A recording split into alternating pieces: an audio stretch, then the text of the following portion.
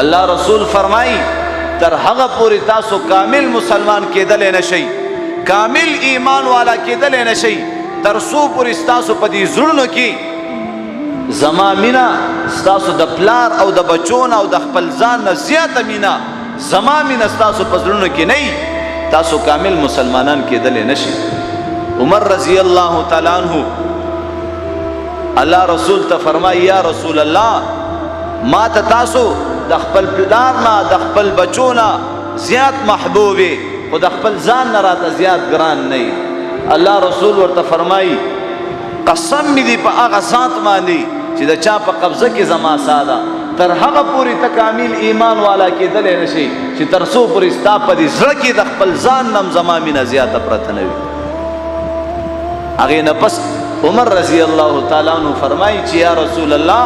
زما په زړه کې او زما د خپل ځان هم زیاته مینه ستاسو محبت ستاسو مینه پرته. نو نن چې زما عزتمندو دین سره مینه نشته، نن موږ او تاسو جماعت طرف ته تلل مشکل شوي دي، نن قرآن راخستل مشکل، مونځ ته ودرېدل مشکل، دکان بندول او مونځ ته راتلل دا مشکل. دا خبرې ولې سختې دي؟ هلته په زړه کې مینه نشته، عظمت نشته، محبت نشته، سختې سختې مرحلې را روانې دي. لوی سفر د آخرت سفر زما عزتمندو قبر دے، حشر دے، پولیسرات دے، دا اللہ مخی تا ادریدل لی. میرے ہاتھ میں قلم ہے، میرے ذہن میں اجالا، مجھے کیا دبا سکے گا کوئی ظلمتوں کا پالا. مجھے فکر اپنے عالم، تجھے اپنی ذات کا غم، میں طلوع ہو رہا ہوں تو غروب ہونے والا. دا صحابہ پسرونو کی دا اللہ یروا، دا اللہ محبتو، دا اللہ دا رسول محبتو. زما محترمو عبداللہ بن رواحہ رضی اللہ تعالیٰ عنہ غالباً دا یو صحابی پا اسمان ناس دے او دا جنگ دا پارا دا جہاد دا پارا لگے دے دا جنگ میدان تا روان دے. اس دا ټول کے مالدار ترین صحابی چی دا سلور بی بیانی وی دیر وینزی وی غلامانو اللہ ورطا دیر مال ور کڑیو. نو زما عزتمندو د جنگ میدان ته په اسماني سور دی او روان دی. دغه ټیم کې شیطان راغی وسوسه ورته ورچي چې تانو خو به هغه څلور بیبیانې حسین ترین بیبیانې دي به درنه پاتې شي اوس به شهید شي. دا زما عزتمندو په اسماني سور دی وی د الله د رضا دپاره څلور واړه بیبیانو ته زما طلاق، هغه څلور واړه بیبیانې دي په ما طلاقي چې کمی بیبیانی د دنیا خزی چې کم دی ما د آخرت د آغا لوی لوی نعمتونو نه محرومه کول غواړي. د الله د محبتنا، د الله د دیدارنا، د جنتونو نه، د حورو غلمانو نه د دنیا دا خزی ما ته رکاوټ جوړیږي وی هغه طلاقي. بیا ورته وینځي دي وی هغه وینځم آزادي، وی غلامان دي، وی غلامان هم د الله د رضا دپاره آزاد. وی هغه چې کم مال دي،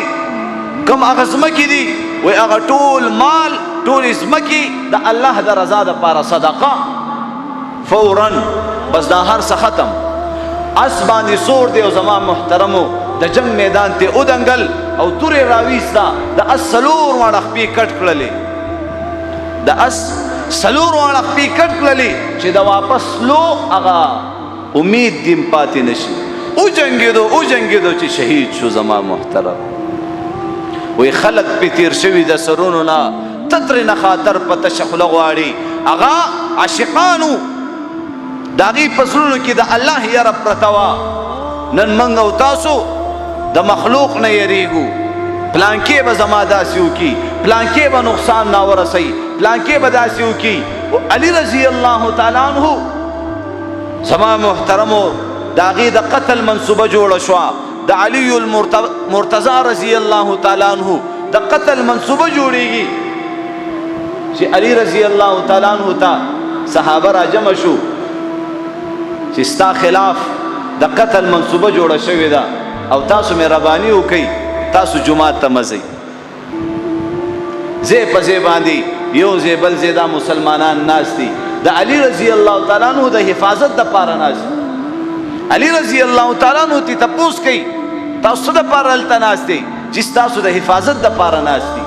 علی رضی الله تعالی عنہ ورته فرمایي تاسو زما حفاظت د ځمکې والاونه کوئ که اسمان والاونه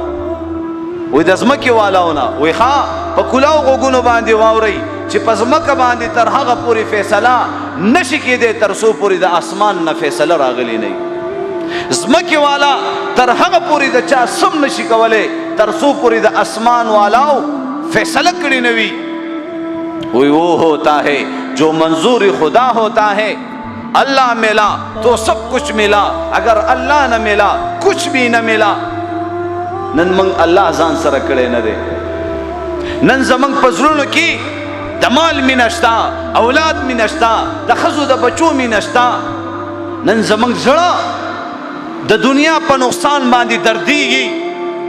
نن بچې ما ته دنیایي یو نقصان راکوي په هغې باندې زما زړه خفه کېږي لیکن دا بچې مې مونځ نه کوي لیکن زما دا بچې د محمد رسول الله د سنتو خلاف زندگی تیروي په کورونو کې زنانه د الله د رسول مبارکو طریقو خلاف زندگی تیروي په هغې باندې زما زړه ته درد او تکلیف نه رسي په دې کورونو کې څومره زما عزتمندو د الله نافرماني نه کېږي